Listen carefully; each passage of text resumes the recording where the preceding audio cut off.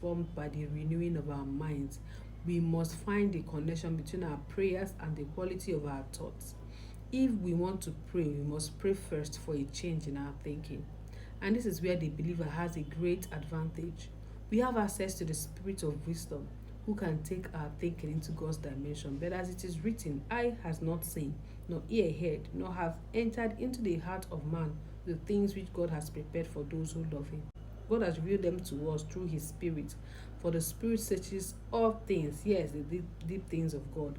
When we think like God, we can create wealth out of impossible situations and experience miracles of supernatural provision. Time is a resource. The wealthy part of the world values time. Who invented African time? That person had poverty mentality. He was trying to justify the lack of value that we attach to time. When business people say time is money, they mean time is a convertible resource. Time can be converted to love if you would sit down and have an intimate discussion with someone and show the person attention and affection.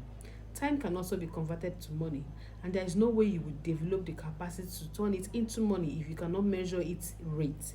So, when people discovered the connection between time and money, they invented the clock. Because if you can measure the rate at which time passes, then you'll be able to determine the rate at which you make money with time. How do you convert time to money? Converting time to wisdom means that you can convert time into the development of your thinking ability. That is what you do when you go to school.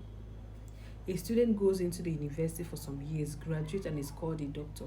That student has converted those years into the ability to cure people. And because of that ability, which is essentially centered in the mind, the person now has the right to earn money because the person can give out value in terms of curing sicknesses and diseases. So you convert time to wisdom and skill. Then the skill brings the money. Time is valuable. Poor people value money over time. They spend time trying to conserve money. Rich people spend money trying to conserve time. Example, two people want to travel from one city to another for business. If the return ticket by flight says 20,000 naira, going by road costs about 5,000 naira. One person looks at the money at his disposal and says 20,000 naira. He says, even if I have the money for airfare, I'm not going to spend it, so he goes by road. The distance takes him about 12 hours. Another person goes to the airport, boards a plane, and in 45 minutes arrives at the destination. She quickly does whatever she has to do in about 2 to 3 hours, and in another 45 minutes, she's back in her office. The person who tries to save money is still on the road, on the way to the destination. I'm stopping here today. Thank you very much for listening. See you next time.